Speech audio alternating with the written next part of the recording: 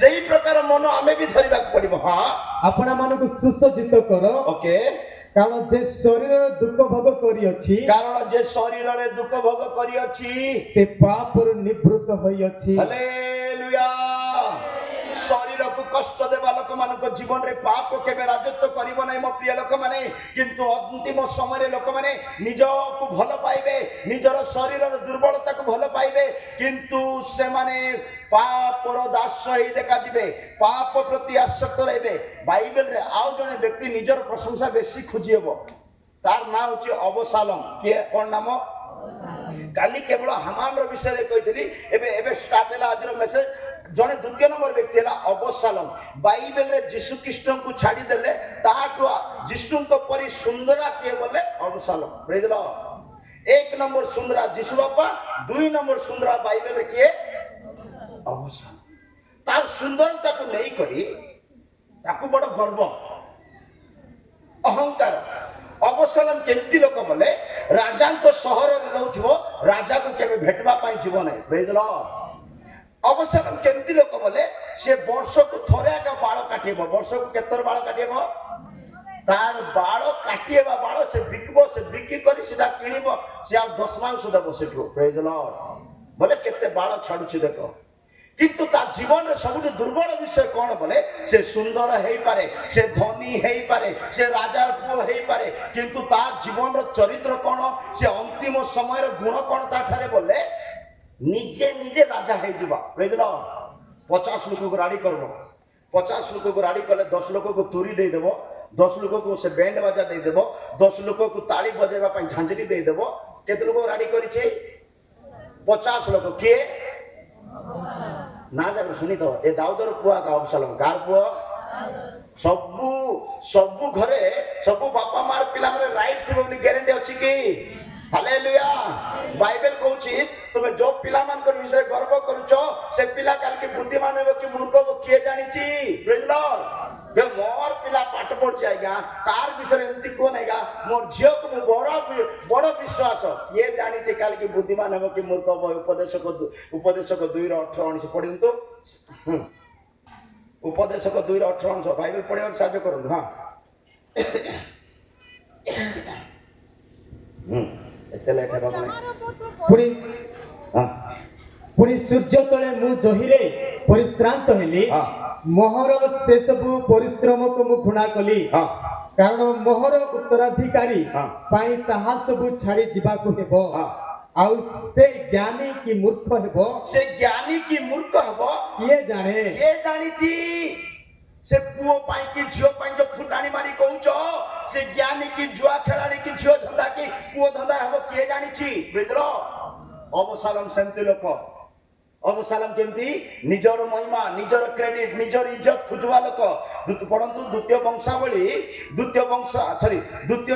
15:1-6 जाई बोलिबा द्वितीय सामुएल 15 अध्याय 1-6 जाई जदी पढिबा अबशालोम निजे राजा हेबा पई निजे विचार करता है जेबा पई निजे को प्रशंसनीय बोली गौरव करबा लोक माने बोले मु कहिबा पई चाहूची निजर क्रेडिट निजे खोजी होची से कोन कहूची से माने अंतिम समय लोक माने तांकटारे ईश्वर प्रिय नाही से माने भोग विलास को भलो पांती से माने विपद गमन करी अछंती। परंतु एथिउतारे अबशालोम आपना निमंते एक रथ अश्वमान ओ आपना आगे दौड़ीबा निमंते 50 जन को रखिला आगे दौड़ीबा मु जतबे दांड मंजिले चाली करी आसबी तुमे टिके आगे जीवो ताली मारबो हालेलुया बोलबो आमेन बोलो राजा से जय करबो चुच्चेनी राजा है ने पर्यंत। Praise Lord. केते लोक किछि है नथिबे कोन करी देबे मंत्री आसी बोली कहि दियो जा। Praise Lord. अबशालोम एमती लोक 50 लोक 10 जन ताको लास्ट में मारी देले तुमे जा द्वारा सम्मान खोजुछो जो मान को द्वारा इज्जत खोजुछो सेई दलरु गोटे दल बाहरिबो आपण को मारी देबो। ईश्वर को वाक्य कहे दल बांधीबा लोक मान को ठारे ईश्वर का आत्मा न थाए काली कहि अछि जीवदार पत्री 1:19 वाक्य रे लेखा अछि जीवदार पत्री 1:19 वाक्य रे लेखा अछि तुम ठारे दल भेद अछि मतभेद अछि ग्रुप बनै होछ बोले सामसन सॉरी अबशालोम तू दल बांधुछु परा तो ठारे ईश्वर का आत्मा ନାହିଁ। ହଁ, ସେମାନେ ଦଳଭେଦ ସୃଷ୍ଟି କରନ୍ତି, ସେମାନେ ଦଳଭେଦ ସୃଷ୍ଟି କରନ୍ତି, ସେମାନେ ସାଂସାରିକ ମନା, ସେମାନେ ସାଂସାରିକ ମନା, ଈଶ୍ୱରଙ୍କ ଆତ୍ମା ବିହୀନ, ଈଶ୍ୱରଙ୍କ ଆତ୍ମା ବିହୀନ, ଈଶ୍ୱରଙ୍କ ଆତ୍ମା ସେମାନଙ୍କ ଠାରେ ନାହିଁ। ଗ୍ରୁପ କରି ହେବେ ଆମର ଦଳ, ଆମର ମଣ୍ଡଳୀ, ଆମର ପାଳକ ଟିମ୍, ଆମର ଗିର୍ଜା। ମୋ ପ୍ରିୟ ଲୋକମାନେ, ଖ୍ରୀଷ୍ଟଙ୍କ ରକ୍ତରେ ଆମେ ସମସ୍ତେ ଏକ, ଆମେ ଭାଗ ଭାଗ ନାହିଁ। ଖ୍ରୀଷ୍ଟ ଆମମାନଙ୍କର ମସ୍ତକ, ଆମେ ତାଙ୍କର ଅଙ୍ଗ ପ୍ରତ୍ୟଙ୍ଗ। ଆପଣ କୋଉଠି ବି ଥାନ୍ତୁ, ଖ୍ରୀଷ୍ଟଙ୍କ ପରି ସିଦ୍ଧ ହେବାକୁ ପଡିବ ଆମେ ତାଙ୍କୁ ଦର୍ଶନ କରିବା ପାଇଁ। ପ୍ରେଜ୍ ଦ ଲର୍ଡ। ସୋ ମୋ ପ୍ରିୟ ଲୋକମାନେ, ଅବସାଲମ ଦଳ ବାନ୍ଧନ୍ତି, ନିଜର ମହିମା ଚାହାନ୍ତି। ବାଇବେଲ ଲେଖା ଅଛି, ଦ୍ୱିତୀୟ ସାମୁଏଲ 14:25-26 ବାକ୍ୟରେ ଲେଖା ଅଛି। ଦ୍ୱିତୀୟ ସାମୁଏଲ 14:25-26 ବାକ୍ୟରେ ଲେଖା ଅଛି, ଅବସାଲମ ଏତେ ସୁନ୍ଦର ବ୍ୟକ୍ତି, କିନ୍ତୁ ତାର ସୁନ୍ଦର ସକାଶୁ ବି ସେ ଗର୍ବ କରିଛି, ତାର ସୁନ୍ଦର ସକାଶୁ ସେ ବହୁତ କିଛି ଜୀବନରେ ହରେଇଛି। ମୋ ପ୍ରିୟ ଲୋକମାନେ, ସୁନ୍ଦର ହେଲେ କାହାକୁ ଦରକାର ନାହିଁ, କାହାକୁ ଦରକାର ହେଇପାରେ, କିନ୍ତୁ ପ୍ରଭୁ ବିଲକୁଲ ଚାହାନ୍ତି। ଅବସାଲମ ସୁନ୍ଦର ବ୍ୟକ୍ତି, ତାର କେଶ, ତାର ଗଠନ, ତାର ଉଚ୍ଚତା ଅତି ଭୟଙ୍କର, କିନ୍ତୁ ତାର ହୃଦୟ ଅତି ତିକ୍ତ, ମାରାତ୍ମକ, ଗର୍ବ, ଅହଙ୍କାରରେ ପରିପୂର୍ଣ୍ଣ। ପ୍ରେଜ୍ ଦ ଲର୍ଡ। ସୁନ୍ଦର ଲୋକ ପୁଣି ସୁନ୍ଦର ଲୋକକୁ ବିବେକ ନଥିବ ବୋଲି ବାଇବେଲ କହୁଛି। କାହାକୁ? ହିତୋପଦେଶ ବୋଧେ 22:11 ବାକ୍ୟରେ ବୋଧେ ଲେଖା ଅଛି, ନହେଲେ ତାର ଉଲ୍ଟା ନମ୍ବର ହବ। ହିତୋପଦେଶ 22:11 ଲେଖା ଅଛି, ସୁନ୍ଦର ଲୋକଠାରେ ବିବେକ ନଥିବ। ହଁ, ଯେଉଁ ଲୋକ ହୃଦୟର ସୁଚିତା ଭଲ ପାଏ, ହଁ, ଯାହାର ଅଷ୍ଟ ଅନୁଗ୍ରହ ଯୁକ୍ତ, ରାଜା ତାହାର ବନ୍ଧୁ ହେବ। ନାଇଁ 11:22 ପଢନ୍ତୁ। ହଁ, 11:22 କାଲି କାଲି କାଲି କାଲି କାଲି କିଏ ପଢୁଥିଲେ? 2 ଜଣ ପଢବାର ଅଛି। ହଁ, ଘୁଷୁରର ଥମଣିରେ ହଁ, ଯେପରି ସୁବର୍ଣ୍ଣ ନଥ, ଘୁଷୁରୀର ଥମୁଣିରେ ଯେପରି ସୁବର୍ଣ୍ଣ ନଥ, ସେପରି ସୁବିବେଚାର ତ୍ୟାଗିନୀ, ସୁବିବେଚାର ନାହିଁ, ସୁବିବେକ ତ୍ୟାଗିନୀ। ପ୍ରେଜ୍ ଦ ଲର୍ଡ। ସେଇପରି ସୁବିବେକ ତ୍ୟାଗିନୀ ରୂପବତୀ ସ୍ତ୍ରୀ। ହାଲେଲୁୟା। ଘୁଷୁରୀକୁ କାଦୁଅ ଦେଇଦେଲେ ପଲଙ୍କ ସଫା ମିଳିଗଲା ବୋଲି ଭାବୁଛି ସେ। ପ୍ରେଜ୍ ଦ ଲର୍ଡ। ସେ ତାର ଅଠ ପୁଣି ସୁବର୍ଣ୍ଣ ପରି, କିନ୍ତୁ ଖାଉଥିବ ଘୁଅ। ପ୍ରେଜ୍ ଦ ଲର୍ଡ। ମୋ ପ୍ରିୟ ଲୋକମାନେ, ଅନ୍ତିମ ସମୟରେ ଲୋକମାନେ ବିବେକକୁ ହରାନ୍ତି, ଲୋକମାନେ ନିଜ ନିଜ ରାସ୍ତାରେ ଚାଲନ୍ତି। ଅବସାଲମ ଜ୍ଞାନୀ, ଅବସାଲମ ବଳବାନ, ଅବସାଲମ ସୁନ୍ଦର। ଦ୍ୱିତୀୟ ସାମୁଏଲ 14:25-26 ପଢନ୍ତୁ। କାଲି କିଏ ପଢୁଥିଲା? ସମୁଦାୟ ଇସ୍ରାଏଲ ମଧ୍ୟରେ ହଁ, ଅବସାଲମ ପରି ସୌନ୍ଦର୍ଯ୍ୟ ହେତୁ ଅତି ପ୍ରଶଂସନୀୟ ପୁରୁଷ କେହି ନଥିଲା। କେହି ବି ନଥିଲେ। ସେ ଅତି ସୌନ୍ଦର୍ଯ୍ୟଶୀଳ, ଅତି ପ୍ରଶଂସନୀୟ ପୁରୁଷ କେହି ବି ନଥିଲେ। ତାହାର ତଳିପାରୁ ମସ୍ତକର ଅଗ୍ରଭାଗ ପର୍ଯ୍ୟନ୍ତ ହଁ, ତାହାଠାରେ କୌଣସି କୁନ୍ତ ନଥିଲା। କୌଣସି ଦାଗ ନଥିଲା, ଏତେ ସୁନ୍ଦର। ହଁ, ତାହାର ମସ୍ତକର କେଶ ଭାରି ହେବାରୁ ହଁ, ସେ ତାହା କଟାଏ। ହଁ। ଏରୂପେ ପ୍ରତିବର୍ଷର ଶେଷରେ ସେ ତାହା କଟାଏ। ପ୍ରତିବର୍ଷର ଶେଷରେ ଗୋଟେ ଥର କାଟିବ। ପୁଣି ସେ ଆପଣା ମସ୍ତକର କେଶ କଟାଇବା ବେଳେ ହଁ, ରାଜା ପରିମାଣ ଅନୁସାରେ ତାହା 200 ସେକଲ ପରିମିତ ହୁଏ। ମାନେ ମୁଁ ସହଜରେ କହିଦେବା ପାଇଁ ଯାଏ, 200 ସେକଲରେ ସେ ବିକିବ ବାଳ। ବର୍ଷକୁ ଥରେ କାଟିବ, ହିସାବରେ ବେଶୀ ରେଟ୍ ପଇସା ସେଟା। ସବୁ ପ୍ରିୟ ଲୋକମାନେ, ଏତେ ସୁନ୍ଦର ଅଛି, ଏତେ କେଶ ଅଛି, ଏତେ ସବୁ କିଛି ଅଛି, କିନ୍ତୁ ତାର ଜୀବନ କଣ? ନିଜକୁ ପ୍ରଶଂସା ଖୋଜିବା, ନିଜେ ଗର୍ବ କରିବା, ନିଜେ ବୋଲି ରାଜା ମନେ ହେବା, ନିଜକୁ ରାଜା ବୋଲି କହିବା। ଯେମିତି ଆପଣ ମାନେ ପଢୁଥିଲେ 1-6 ପ୍ରଥମ ସାମୁଏଲ 15ର ଦ୍ୱିତୀୟ ସାମୁଏଲ 15ର 1-6 ପଢିବା ଦରକାର ନୁହଁ। ସେମାନେ 50 ଜଣଙ୍କୁ ସେ ମନୋନୀତ କଲେ, ତାଙ୍କ ଆଗେ ଆଗେ ଦୌଡ଼ିବା ପାଇଁ। କିଏ ତାଳି ମାରିବ, କିଏ ଜୟ ଜୟକାର କରିବ, କିଏ ପ୍ରଶଂସା କରିବ। ରାଜା ଆସୁଛି, ଜୟ ହଉ। ସେତେବେଳକୁ ତାକୁ ରାଜା କରାଯାଇ ନାହିଁ, ସେ ରାଜା ହେଇ ମଧ୍ୟ ନାହାନ୍ତି। ମୋ ପ୍ରିୟ ଲୋକମାନେ, ଅନେକ ଲୋକମାନେ ନିଜର ପ୍ରଶଂସା ଖୋଜନ୍ତି, ନିଜର ଗୌରବ ଖୋଜନ୍ତି, ନିଜର ସମ୍ମାନ ଖୋଜନ୍ତି। ସେମାନେ ହିଁ ଅନ୍ତିମ ସମୟର ଲୋକମାନେ। ଈଶ୍ୱର ପ୍ରିୟ ହେବେ ନାହିଁ, ଆତ୍ମିକକୁ ଭଲ ପାଇବେ ନାହିଁ, ଶିକ୍ଷାକୁ ଭଲ ପାଇବେ ନାହିଁ, ଚର୍ଚ୍ଚ ଯିବାକୁ ଭଲ ପାଇବେ ନାହିଁ, ବାଇବେଲ ପଢିବାକୁ ଭଲ ପାଇବେ ନାହିଁ। ଉପାସ ତ ଛାଡ଼ନ୍ତୁ, ତାଙ୍କ ଜୀବନରେ ନାହିଁ। ପ୍ରେଜ୍ ଦ ଲର୍ଡ। ସୋ ମୋ ପ୍ରିୟ ଲୋକମାନେ, ଆମେ ଈଶ୍ୱର ପ୍ରିୟ ଜୀବନ କାଟିବାର ଅଛି। ଅତି ଶୀଘ୍ର ଆମ ପ୍ରଭୁ ଯୀଶୁ ଖ୍ରୀଷ୍ଟ ତାଙ୍କର ଦୂତମାନଙ୍କ ସହିତ ତୁରୀ ବାଦ୍ୟରେ ସେ ଆସୁଅଛନ୍ତି। ପ୍ରତ୍ୟେକ ପ୍ରସ୍ତୁତରେ ଥିବା ଲୋକମାନେ, ପବିତ୍ର କୃତରେ ଥିବା ଲୋକମାନେ, ନମ୍ର ଓ ସିଦ୍ଧ ଲୋକମାନଙ୍କୁ ନେବା ପାଇଁ ସେ ଆସିଛନ୍ତି। ଯଦି ଆମେ ଅନ୍ତିମ ସମୟ ଅବିଳାସରେ ଜୀବନ କାଟିବା, ତାହେଲେ ଆମେ ମାନେ ହତ ଛଡା ହେଇଯିବା। ଦ୍ୱିତୀୟ ତିମୋଥୀ 3:2 ବାକ୍ୟକୁ ପଢନ୍ତୁ। 2 ନମ୍ବର ବିଷୟ, ଲୋଭୀ ମାନେ ଅନ୍ତିମ ସମୟରେ ଜୀବନ କାଟନ୍ତି। 1:3 ଏକ ଦୁଇ ପଢନ୍ତୁ ଦୁଇ କାରଣ ଲୋକମାନେ ଆତ୍ମପ୍ରିୟ ଲୋକମାନେ ଆତ୍ମପ୍ରିୟ ଧନଲୋଭୀ ବାସ୍ 2 ନମ୍ବରରେ କଣ ଅଛି ଧନ ଲୋଭୀ ଅନ୍ତିମ ସମୟରେ ଲୋକମାନେ ପଇସା ପଛରେ ଦୌଡନ୍ତି ପଇସା ଦରକାର ବାଇବେଲ କହେ ପଇସା ସବୁ ମନୁଷ୍ୟକୁ ସବୁ ପ୍ରଶ୍ନର ଉତ୍ତର ଦେବାର ଶକ୍ତି ବାବୁଠାରେ ଅଛି କିନ୍ତୁ ପଇସା ଆମ ମାନଙ୍କ ପାଇଁ ବିପଦ ମଧ୍ୟ ଆଣି ଦେଇପାରେ ବିଶ୍ୱାସକୁ ନଷ୍ଟ କରି ଦେଇପାରେ ପ୍ରଥମ ତିମୋଥୀ 6:10 ବାକ୍ୟରେ ଲେଖା ଅଛି ଯେଉଁମାନେ ଧନ ସମ୍ପତ୍ତି ପଇସାକୁ ଭଲ ପାଆନ୍ତି ତାଙ୍କ ଜୀବନରେ ଏକ ତିକ୍ତ ବିଷାକ୍ତ ଚେର ମାଡ଼ିବ ତାର ବିଶ୍ୱାସକୁ ନଷ୍ଟ କରି ନେଇଯିବ ହଁ କାରଣ ଧନଲୋଭ ହଁ। ସମସ୍ତ ଅନିଷ୍ଟର ମୂଳ କାରଣ ଧନଲୋଭ ସମସ୍ତ ଅନିଷ୍ଟର ମୂଳ କେହି ସେଥିରେ ଆସକ୍ତ ହୋଇ କେହି ସେହି ଧନରେ ଆସକ୍ତ ହୋଇ ବିଶ୍ୱାସ ତ୍ୟାଗ କରି ବିଶ୍ୱାସକୁ ତ୍ୟାଗ କରିଅଛନ୍ତି ପଥଭ୍ରଷ୍ଟ ମୋ ହୋଇଅଛନ୍ତି ପ୍ରିୟ ଲୋକମାନେ ପଥଭ୍ରଷ୍ଟ ହେଇଅଛନ୍ତି ପଇସା ପଇସା ପଇସା ପଛରେ ଥିବା ଲୋକମାନଙ୍କର ଜୀବନ ପଥଭ୍ରଷ୍ଟ ବିଶ୍ୱାସକୁ ତ୍ୟାଗ କରିବେ ମୁଁ ଆପଣମାନଙ୍କୁ ବାଇବେଲରୁ 3 ଜଣଙ୍କର ନାମ କହିବି ସେମାନେ ପଇସାକୁ ବେଶୀ ଭଲ ପାଇଲେ କିନ୍ତୁ ସେମାନଙ୍କର ଜୀବନରେ ଅନ୍ତିମ ଦଶା ଦରିଦ୍ରତା ଆସିଲା ମୋ ପ୍ରିୟ ଲୋକମାନେ ପଇସା ମାନଙ୍କୁ ଦରକାର ହିତୋପଦେଶ ଉପଦେଶକ 10:19 ବାକ୍ୟରେ ଲେଖା ଅଛି ଉପଦେଶକ 10:19 ମଧ୍ୟରେ ଲେଖା ଅଛି ପଇସା ସବୁ ବିଷୟକୁ ଉତ୍ତର ଦେଇପାରିବ ପଇସା ଦରକାର କିନ୍ତୁ ପଇସା ପଛରେ ଯିବା ଲୋକମାନେ ପଇସାର ଚର୍ଚ୍ଚା କରିବା ଲୋକମାନେ ଦିନ ରାତି ପଇସା ପ୍ରତି ଭାବୁଥିବା ଲୋକମାନେ ସେମାନଙ୍କର ଅନ୍ତିମ ଦଶା ଅତି ଭୟଙ୍କର ହେବ ବୋଲି ଈଶ୍ୱରଙ୍କ ବାକ୍ୟ କହେ ହାସ୍ୟ ନିମନ୍ତେ ଭୋଜ ପ୍ରସ୍ତୁତ ହୁଏ ହାସ୍ୟ ନିମନ୍ତେ ଭୋଜ ପ୍ରସ୍ତୁତ ହୁଏ ପୁଣି ଦ୍ରାକ୍ଷାରସ ଜୀବନ ଆନନ୍ଦିତ କରେ ପୁଣି ଦ୍ରାକ୍ଷାରସ ଜୀବନକୁ ଆନନ୍ଦିତ କରେ ଧନ ସବୁ କାର୍ଯ୍ୟରେ ଆସେ ଧନ ସବୁ କାର୍ଯ୍ୟରେ ବାବୁ ସବୁ କାର୍ଯ୍ୟରେ ଆସିବ ଓଡ଼ିଆ ଲେଖା ଅଛି ଧନ ସବୁ କାର୍ଯ୍ୟରେ ଆସିବ ଇଂଲିଶ ବାଇବେଲରେ ଲେଖା ଅଛି ଧନ ସବୁ ପ୍ରଶ୍ନର ଉତ୍ତର ଦେଇପାରିବ ବୋଲି ଲେଖା ବୁଝିଲ କୋର୍ଟ କଚେରୀରେ କାମ ଦେବ ଋଣ ଦେବା ପାଇଁ ଋଣ ସୁଝିବା ପାଇଁ କାମ ଦେବ ଡକ୍ଟରକୁ ଦେବା ପାଇଁ କାମ ଦେବ ସବୁଠି କାମ ଦେବ କିନ୍ତୁ ଧନ ପ୍ରତି ଆସକ୍ତ ହେଇଗଲା ବୋଲେ ନିଜ ଜୀବନକୁ ତୁମେ ନଷ୍ଟ କରିଦଉଛ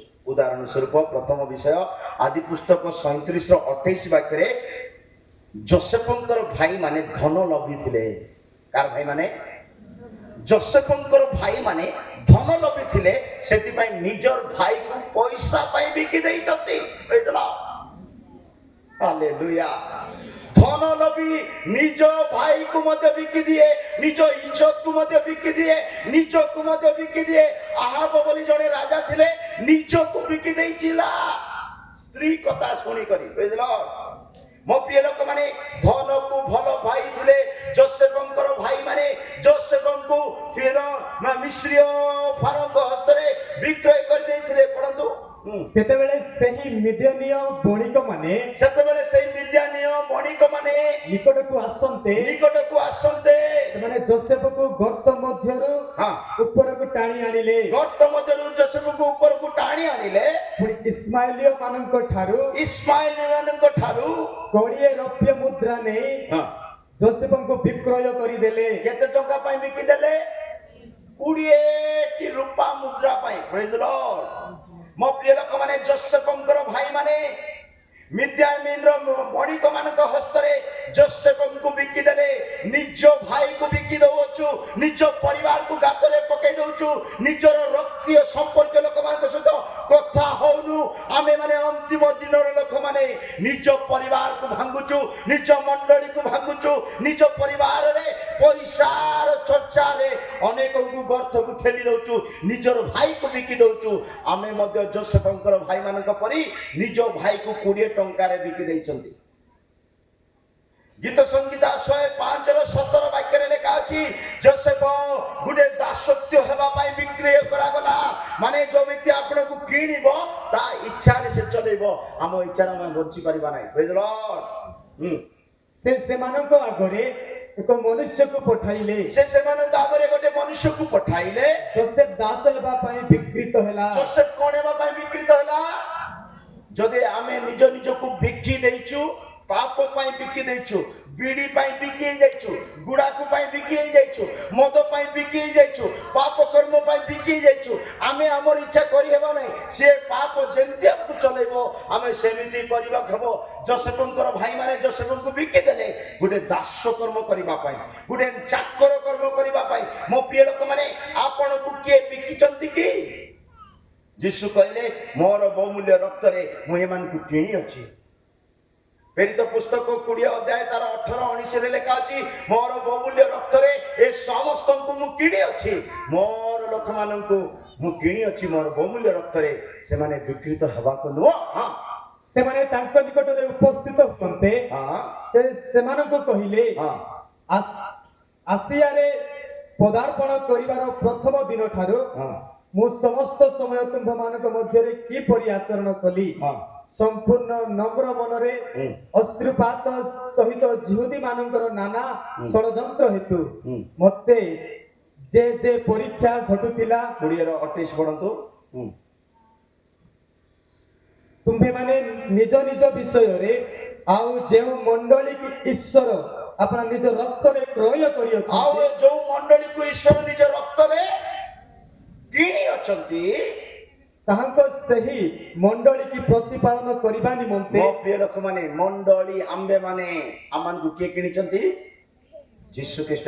କଣ ଦେଇକରି କିଣିଛନ୍ତି? ରକ୍ତ ଦେଇକରି କିଣିଛନ୍ତି। ଯଦି ସେ ରକ୍ତ ଦେଇକରି ଆମମାନଙ୍କୁ କିଣିଛନ୍ତି ତ ପାପ ଆମମାନଙ୍କୁ କିଣି ପାରିବାର ଶକ୍ତି ରଖିବାକୁ ନାହିଁ। ପାପ କେବେ ବି ଆମକୁ କିଣିବାକୁ ନାହିଁ। ଅଧର୍ମ, ଅନ୍ୟାୟ, ଅହଙ୍କାର ଆମମାନଙ୍କୁ କେବେ ବି କିଣିବାକୁ ନାହିଁ। କିନ୍ତୁ ଦୁଃଖର ବିଷୟ, ଯୋସେଫଙ୍କର ଭାଇମାନେ ଯୋସେଫଙ୍କୁ 20 କୋଟି ରୂପ ମୁଦ୍ରା ପାଇଁ ତାଙ୍କୁ ବିକି ଦେଲେ। ଅନେକ ଲୋକ ନିଜକୁ ବିକି ହେଇଯାଇଛନ୍ତି। ଜଣେ ବ୍ୟକ୍ତି ଥିଲା ମିଖା ବୋଲି, କିଏ? ସେ ବି ଡାବୁ ବେଶୀ ଡାବୁ ବୋଲେ ଡାବୁ ମାନେ ନିଦ ଆସିବ ନାହିଁ ତାକୁ। ମା କୋଟେ ରଖିଛି, ତା ସବୁବେଳେ ଚେକ୍ କରୁଥିବ। କିଏ ରଖିଛି? ମା ଗୋଟେ 11 ଟଙ୍କା ରଖିଥିଲା। କୋଟା କେତେ ଟଙ୍କା? 11 ଟଙ୍କା ଗୋଟେ ଡବାରେ କି କୋଟେ ଗୋଟେ ରଖିଥିଲା, ଚାଉଳ ଡବାରେ। ବୁଝିଲ? କେତେ ଟଙ୍କା ରଖିଥିଲା? 11 ଟଙ୍କା। ଏ ମିଖା ମୋର ମା ଘରେ ନାହିଁ, ଗିର୍ଜା ଯାଇଛି। ବୁଝିଲ? ମୋର ବାପା ବିଲକୁ ଯାଇଛି, ଘର ଖାଲି 11 ଟଙ୍କା କାଢି କରି ନେଇଛି ବୋଲି କରି ମିକା 11 ଟଙ୍କା ଚୁରେଇ ପକେଇଲା। କିଏ ମାନେ ଚୁରେଇବେ? ଡାବୁ ଚିନ୍ତା ଥିବା ଲୋକମାନେ ଏକା ହାତକୁ ପୋଛି ନଥିଲେ କାହାର ଘର ତଳେ ପଶିକରି ଡାବୁ ଜାଗର। ବୁଝିଲ? ଡାବୁ ଲୋଭ, ପଇସା ଲୋଭ ଜଣେ ବ୍ୟକ୍ତିକୁ ଚୋର ବନାଇ ଦିଏ। ମିକା ଜଣେ ଚୋର ପାଲଟି ଗଲେ, ନିଜ ଘରେ ଥିବା 11 ଟଙ୍କାକୁ ଚୁରେଇଲେ। କେତେ ଟଙ୍କାକୁ? ବିଚାରକର୍ତ୍ତା 17 ଅଧ୍ୟାୟ 1-2 ପଢନ୍ତୁ। ବିଚାରକର୍ତ୍ତା 17 ଅଧ୍ୟାୟ 1-2 ପଢନ୍ତୁ। ମିକା ନାମକ ଜଣେ ବ୍ୟକ୍ତି ପଇସାକୁ ଏତେ ଭଲ ପାଇଲା ଯେ ତା ମା ରଖିଥିବା ପଇସା ସେ ଚୁରେଇ ପକେଇ କରି ଆଉ କଣତି ଚର୍ଚ୍ଚା କହିବି ଶୁଣ ପଢନ୍ତୁ। ଏଫ୍ରାଇମ ପର୍ବତମୟ ଦେଶରେ ମିଖା ନାମରେ ଜଣେ ଲୋକ ଥିଲା। ମିଖା ନାମରେ ଜଣେ ଲୋକ ଥିଲା। ସେ ଆପଣା ମାତାକୁ କହିଲା, ସେ ମାକୁ କହିଲା, ତୁମ୍ଭଠାରୁ ଯେଉଁ 1100 ଖଣ୍ଡ ରୂପା ନିଆଯାଇଅଛି, 1100 ଖଣ୍ଡ ରୂପା ମୁଦ୍ରା ନିଆଯାଇଅଛି, ଜହି ବିଷୟରେ ତୁମ୍ଭେ ସାପ ଦେଇଅଛ, ସେଇ ବିଷୟରେ ମତେ ସାପ ଦେଇଅଛ, ଅଭିଶାପ ଦେଇଅଛ, ଓ ମଧ୍ୟ ମୋର କର୍ଣ୍ଣରେ କହିଅଛ, ମୋ କର୍ଣ୍ଣରେ କହିଅଛ। ଦେଖ ସେହି ରୂପା ମୋର କତିରେ ଅଛି। ସେ ରୂପା କାହା କତିରେ ଅଛି? ବୁଝିଲ? ମାର ପଇସା ଚୁରେଇ ଦେଇଛି। ମା ଟେନସନ ରେ କିଏ ନେଇଛି ତାର ହାତ ଫୁକ ପଡୁ ବୋଲି କହି ଦେଇଛି। ସେ ବୁଝିଲ? କହିବେ ନାଇଁ କି କେତେ ଲୋକ, କିଏ କାଢିଛ ମୋର ପଇସା, ମତେ ନ ମିଳିବା ଯେ ତାର ହାତ କଣ ହବ? ସେ ଡରିଗଲେ। ମୋର ମା ମତେ ଅଭିଶାପ ଦେଇ ଦେଇଛନ୍ତି, ଏ ରୂପା ମୁଦ୍ରା 11ଟା ରୂପା ମୁଦ୍ରା ମୁଁ କାଢି ଦେଇଛି, ମୋର ମା ଅଭିଶାପ ଦେଇଛି, ଅଭିଶାପ ମତେ ଲାଗିଛି ବୋଲି ଡରି କରି ଦେଇଦେଲେ। ମୁଁ କହିବା ପାଇଁ ଚାହୁଁଛି, ଅନ୍ତିମ ସମୟରେ ଜାଗ୍ରତ ହେବାକୁ ପଡିବ। କାହାର ଗୋଟେ ବାଙ୍କ ସ୍ପୁନ ମଧ୍ୟ ତୁମର ଘରେ ରହିବାକୁ ନାହିଁ। ବୁଝିଲ? ବାଙ୍କ ସ୍ପୁନ ମଧ୍ୟ, ଅନ୍ୟର କାଟିଆ ଗିନା ମଧ୍ୟ ଆମର ଘରେ କାଲିକି ରାତିକି ଆଜି ରାତିକି ଦେଇଦେବାର ଅଛି। ବୁଝିଲ? ମାଗୁନାହାନ୍ତି ବୋଲି ରଖିଛ। ବୁଝିଲ? ହାଲେଲୁୟା। ମିଖା କଣ କଲେ? ମୋର ମାର ଅଭିଶାପ ମତେ ଲାଗିଯିବ ବୋଲି ଇଏ ପଇସା ଏ ମୁଦ୍ରା ଏ ରୂପା ଫେରେଇ ଦେବାକୁ ପଡିବ ବୋଲି ମିକା 3:11 ପଢନ୍ତୁ। ମିକା 3:11 ସେ କଣ କଲେ? ସବୁତକ ପଇସା କଣ କରୁଛନ୍ତି ପଢନ୍ତୁ। 1-2 ପଢ କି ଫାଷ୍ଟ ବାକ୍ୟ 1-2 ପଢ କି? ହଁ ପଢନ୍ତୁ। ପୁଣି ମୁଁ କହିଲି ହେ ଯାକୋବର ପ୍ରଧାନ ବର୍ଗ हे जाकूब हाँ पढ़ 3 1 2 पढ़ हाँ ପ୍ରଧାନ ବର୍ଗ ଓ